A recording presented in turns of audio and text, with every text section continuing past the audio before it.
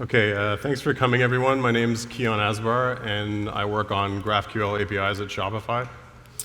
The talk itself is called Battle-Hardened API Patterns from 2+ years in production.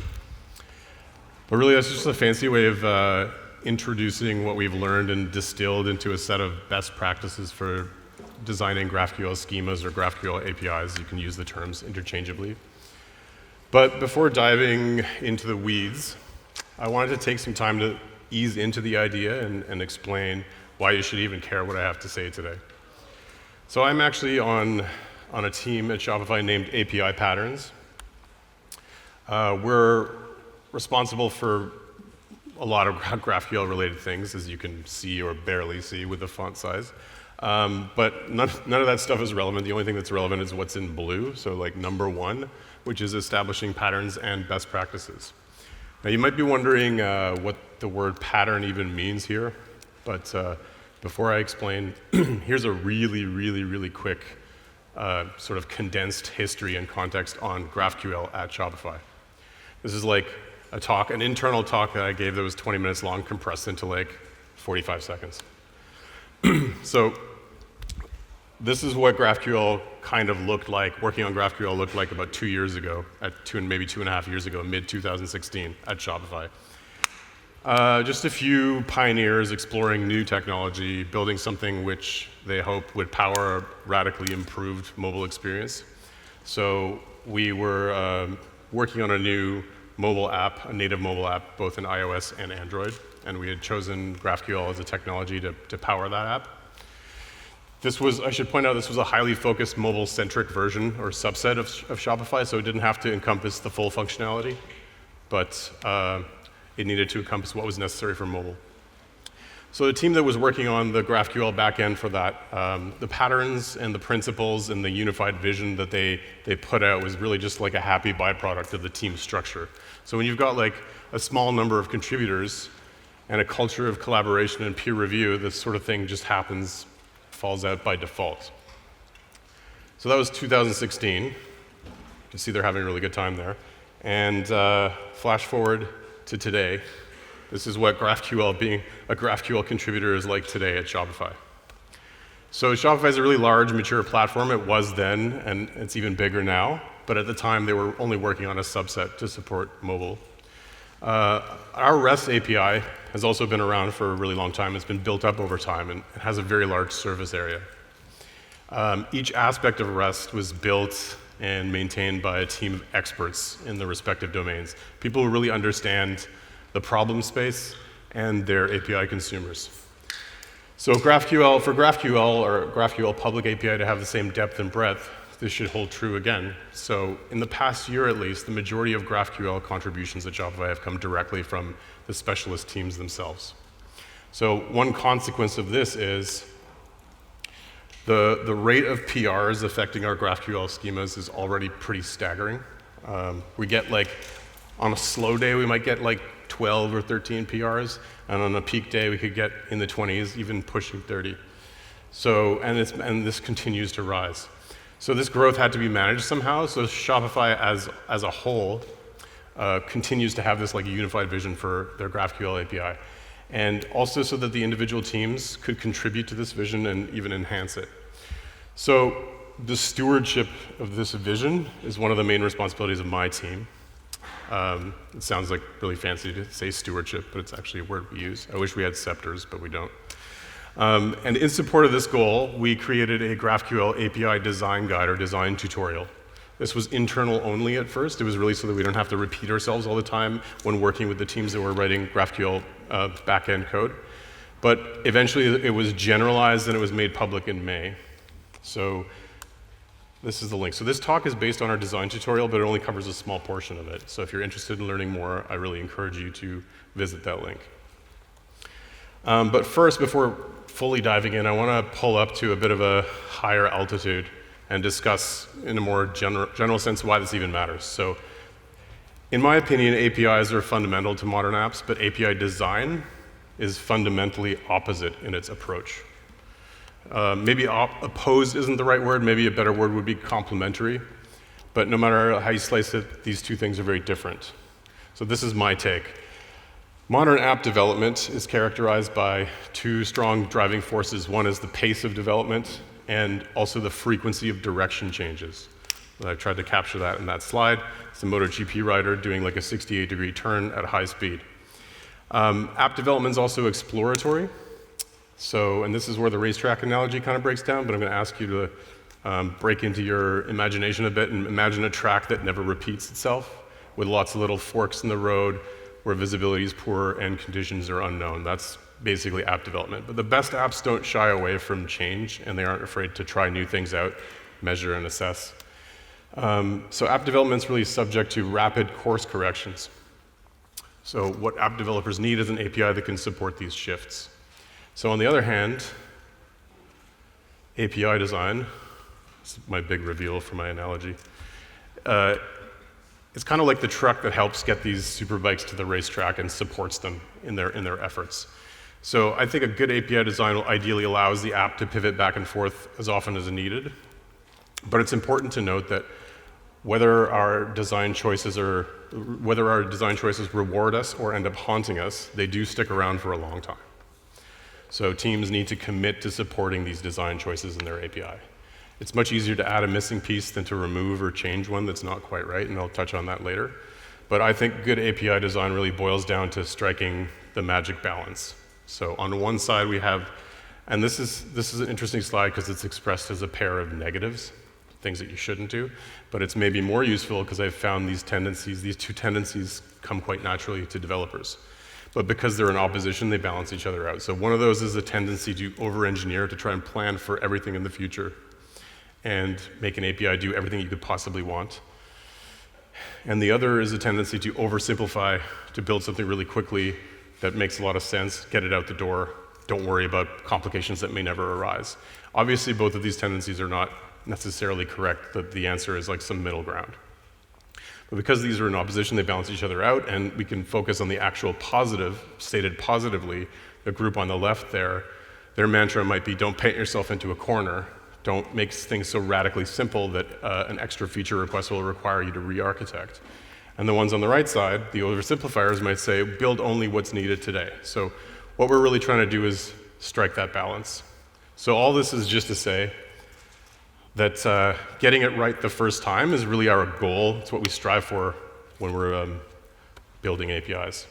With app UX and functionality changing so rapidly, it's clear that sometimes the APIs sometimes will need to change and evolve to support this. Now, adding something comes for free in GraphQL, but if you want to change something, that's more difficult. Now, the great thing about GraphQL is it gives us some really great tools to evolve our APIs over something like REST, in which deprecation is sort of, you have to hand roll your own solution. But even though we have GraphQL deprecations, it's not a magic bullet at all. So getting it right the first time is the design goal here. So this talk is really about some techniques that we've developed at Shopify to help us get it right more often than not, more quickly and consistently than if we were to consider all angles from first principles every single time. It was built up over almost 3 years of experience, first to support our mobile app, and then in building public APIs. We actually have 2 public APIs, and if you're interested, please come to our booth and talk to us about it. And then now also rapidly proliferating internal use within Shopify on top of that. So Shopify has gone all in on GraphQL, and these are the patterns that we've established. So hopefully this is how you'll feel after this talk, but it's not going to even come close to covering these patterns and principles that we've assembled together in this tutorial. The main purpose of the talk is to showcase a few high-value and hard-won insights, and hopefully whet your appetite for finding out more. So hopefully you'll be encouraged to explore these further and visit that link. So I'm gonna start out by introducing some of our rules for designing schemas, but I realize how off-putting it is for me to sort of stand up here on a stage and rain rules down upon a group of forward-thinking technologists. So let's dispense with that word. These aren't rules. So what are they? More like guidelines, suggestions? Or what I'm going to go with is a term that I think is even more accurate to the spirit of what I'm going to present, and that's patterns. Not just because the team is named API patterns.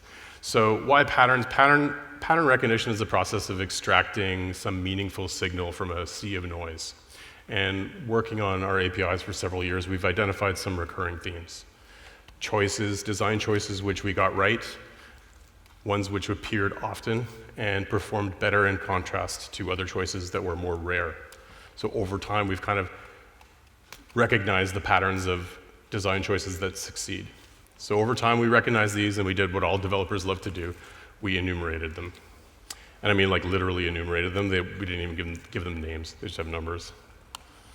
So we believe these design patterns work in most cases, but they may not all work for you. They don't even work for us 100% of the time, to be honest. There are always exceptions. That's what software is all about. So pick and choose which ones resonate with you and make the most sense for you. So before we start, I'm going to quickly introduce a feature that we'll be modeling in our schema. All of the examples will be about collections. So really, TLDR as collections are just a way of grouping products, just groups of products. So here's what the create screen looks like in Shopify to give a more visual example. Collections have a title, a description, and a type. The type can be either manual or automated. Let's call it automatic. In manual collections, you select the products by hand. That's what manual means. In automatic collections, you define a rule to dynamically match products to be included. So that's what you see here in an automatic collection. You've got conditions. You select, do all the conditions have to match, or is it good enough for any condition to match? And then the conditions are like drop downs. For example, product tag is equal to, and then you enter a string. So at a very high level, collections might be implemented in your application like this. So that we have two classes, one for manual collection and one for automatic collection. And either through inheritance or composition or some other super computer science-y term, they use a common base or an abstract collection. So this is what GraphQL's schema definition language, or SDL, would look like for anyone not familiar. SDL is just a precise and concise way of capturing the state of a schema, what's there and what isn't, what's allowed and what isn't. So I won't be explaining the spec, but you'll be seeing enough of this in the examples to get a good sense of it. So this represents the most literal way of designing this feature in GraphQL. We've got the generic collection interface and two types that implement the interface. And to implement an interface, it's basically just a contract that you have to have the same fields of the same types. So if you see there, manual collection implements collection by simply just having a title that's a string. Now, automatic collection also satisfies that contract, but it has an extra field. So the rules field is an example of a field that varies between the two concrete collection types, since manual doesn't have it.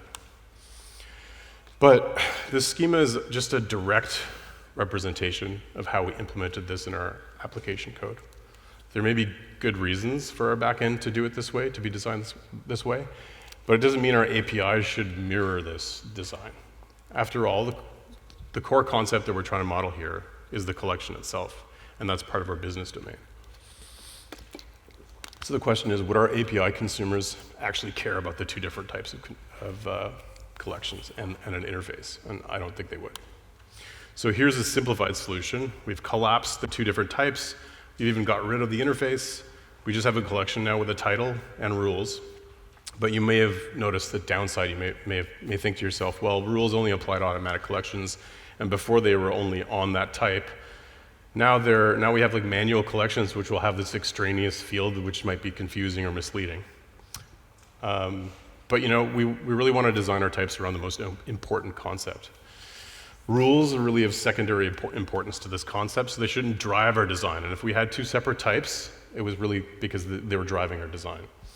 And one thing I've learned in trying to convince developers of a certain way of designing things, of APIs, is that sometimes all you need to do is reframe the situation. So you can actually say that, manual collections are just a special case of an automatic collection that have an empty rule set. So that works, and that's what we've done here. And it actually makes our design kind of more future-proof and flexible, since maybe collections in the future, maybe they could end up being a hybrid. Maybe we want to have collections where you add products manually, but they also have rules to automatically apply extra products to those. So this is now distilled into our first pattern, which is Never expose implementation details in your API design. It doesn't matter how you accomplish something, what you're really trying to do is represent the concept in the API. Now, design your API around the business domain. And don't design it around implementation, but also don't design it around the user interface, and definitely don't design it around legacy APIs. So we're going to go over one more example of this, because this is really our most fundamental pattern or guideline. So again, I described collections as groups of products. Now, this can end up being a standard many-to-many relationship in our database. And our database might be designed something like this, with a collections table and a products table, and then a join table, which we'll call collection memberships. So a collection membership represents a product being in a collection. So if we wanted to model this in GraphQL, once again, we start with a really direct representation of this in our schema. We've got a collection, and it has a memberships field, which is a list field of collection membership type. Same with products. They both have that. Now, the first guideline, again, is violated here, the first pattern, which was to avoid exposing implementation details, and that's exactly what we've done. So to improve this design, we should ask the same question we asked before, which is, what is the main concept that we care about? And I think this one's even easier to come to. So the main concept is really a collection is a group of products, and products can be in multiple collections. No one really cares about join tables. No one wants to traverse through join tables. So ideally, for the API, we can design that as directly as possible. So the new version on the right does that, and I've grayed out the fields that don't matter to this example. We've got a collection that has a products field, which is a list of products that it contains, or that are contained in it, and product has a collections field with a list of collections that contain that product. So this is much simpler. We've completely eliminated a type and a concept, an extraneous concept to the API. So here's where we're at right now. Schema's pretty minimal, and I've excluded a lot of fields that we have in our real production schema. I did this to keep it simple. But one other tip here is before you start adding fields and types, you should really ask yourself if it's really needed at this time. Just because a database column or a model property or a REST attribute exists doesn't mean it automatically needs to be added to GraphQL from the start. So this is pattern number 2. It's easier to add elements to a schema than to remove them or to change them. Now, usually removing or changing something from a schema, it's a breaking change, and it can be very difficult to deal with. If you're wondering what the snake is, this is what happened when I typed in high-res image of an adder. So another thing I wanted to point out is that GraphQL is an opportunity to really clean house. You can get rid of things that don't make sense to expose. You can rename fields. You can shift things around. It's an opportunity to get things right, and you should be really comfortable with the idea of not being slavishly devoted to mimicking what is existing in the REST API or existing implementation. So here's our collection type with some new fields added. We've got two rules fields now. So I'm going to highlight those. We've got rules, which you already know, and then we have this field called rules applied disjunctively. The second one is a new Boolean property. These fields both have to do with collection rules, and they're obviously related. So this is true semantically, but it's also hinted by the fact that we chose names that have a shared prefix. So is there a way to indicate this relationship in the schema somehow? It's kind of a leading question, because obviously you know there is. In REST, there are reasons to shy away from this, because we want to reduce round trips. We don't want to overinflate the response for people who don't care about those fields. But in GraphQL, we can actually group those two into a type. So on the right there, we have a collection which has a rule set, which is a list of rules, and then a Boolean that explains how those rules are applied, whether disjunctively or conjunctively. So that disjunctively just means or any. This might seem like overkill to you because it's just 2 fields, but we've really found that it's not really overkill. You could argue the case that if there are only 2, then maybe it should be flat, but collapsing it into a type gives you a nice place to contain future fields that are related to the same concept. And definitely once you get to 3 related things, we really recommend that people use a type. So pattern number 3 is group closely related fields together into their own type.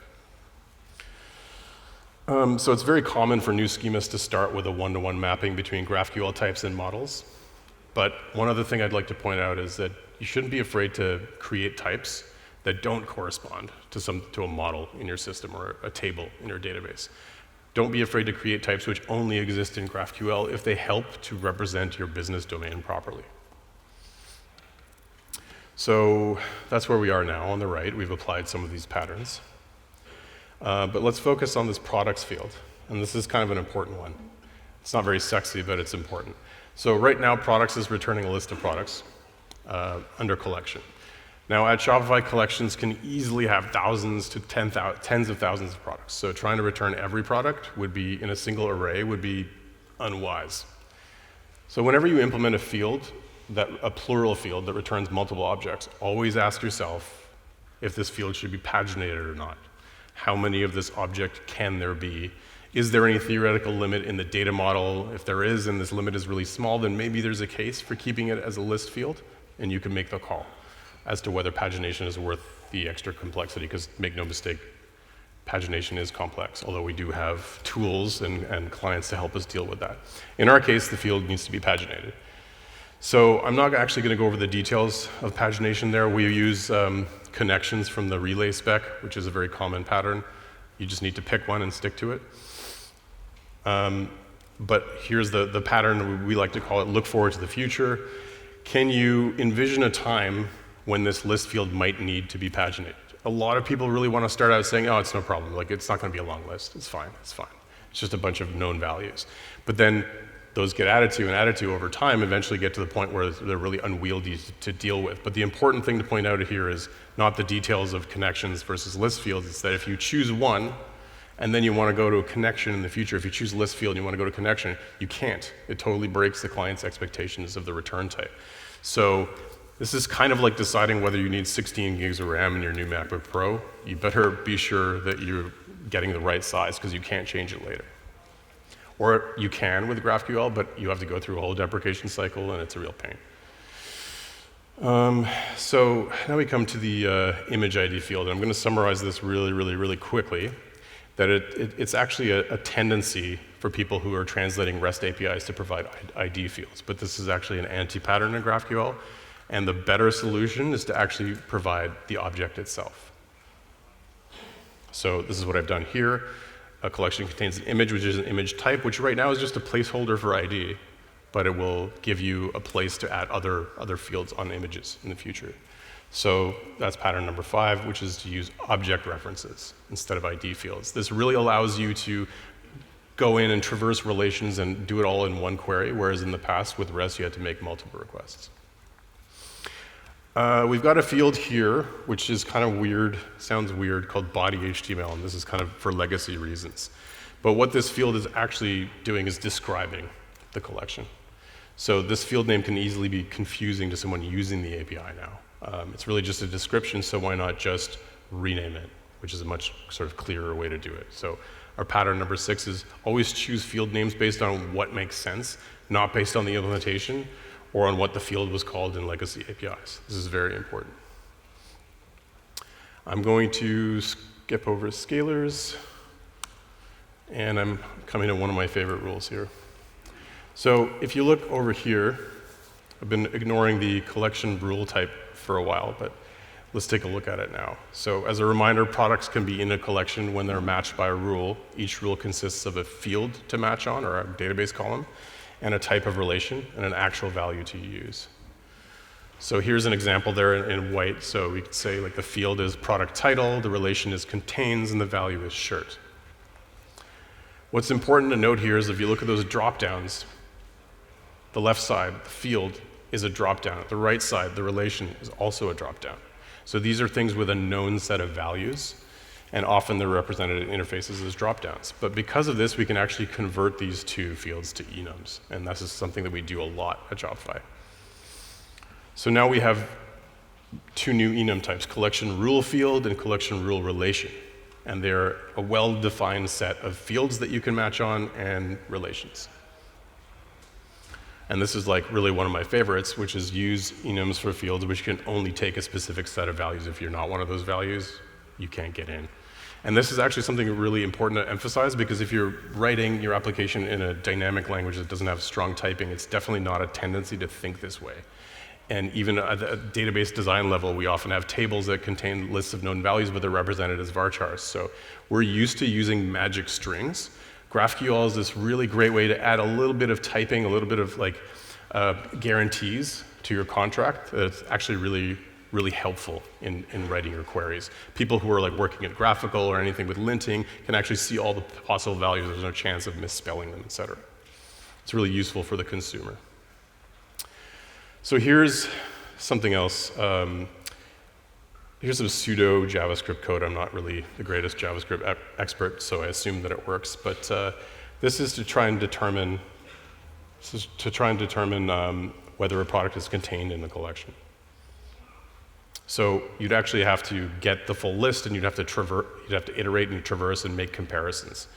And the problem is, when that happens, every client has to do this, and every client has to implement the same or similar logic, and it leads to duplication and potentially differences in bugs. So what is the solution here? And this is something that's really great about GraphQL, is because our fields don't have to directly correspond to database columns or things to do with our data store.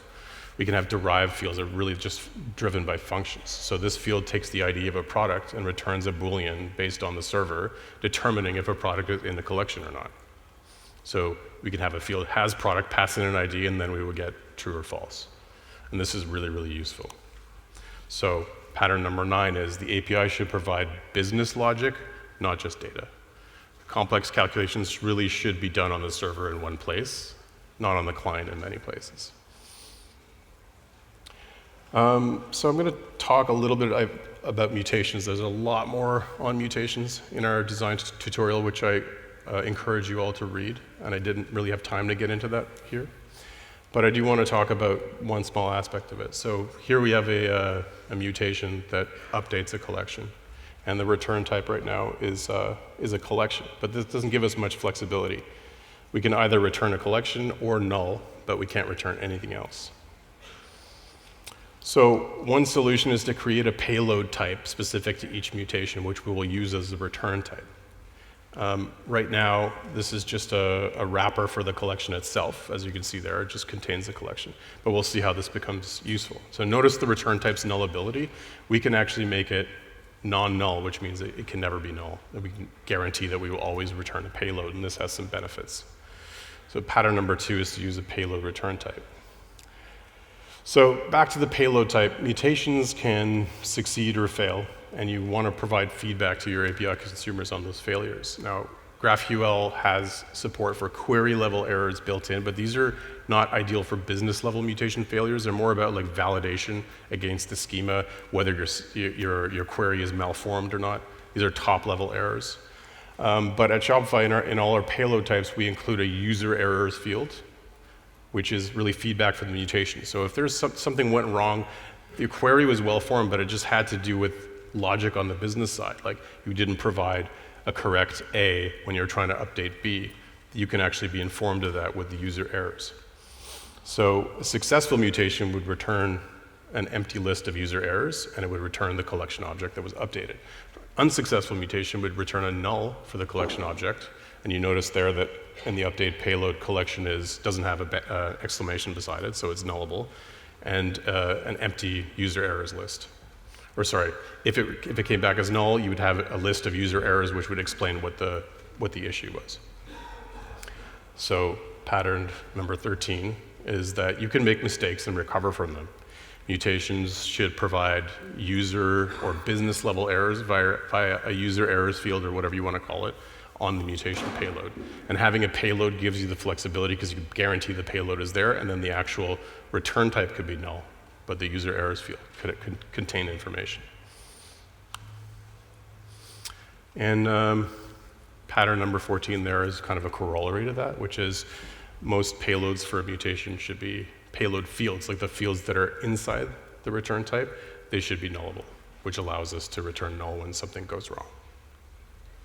So I've got like 40 seconds left, which I'm really impressed with because when I tried this at home, I went 10 minutes over. So these are all the guidelines I could realistically cover in a short talk like this. I wish I could stand up here and talk for an hour. Actually, no, I don't, but I could do it. So here's the link, again, to the full design tutorial that this talk was based on. There is a lot more in this design tutorial, a lot of sort of technical nuances about mutations and principles and approaches. And I really urge you, if you're interested in APIs, to take a look at what we've put together. It's not necessarily all correct, and other people might have come up with better solutions, but these are things that have really fallen out from 3 years of use, almost 3 years of use. And we're always interested in feedback as well, so that's the link over there. And I hope these guidelines give you a head start in designing your own GraphQL schemas. Thanks for listening.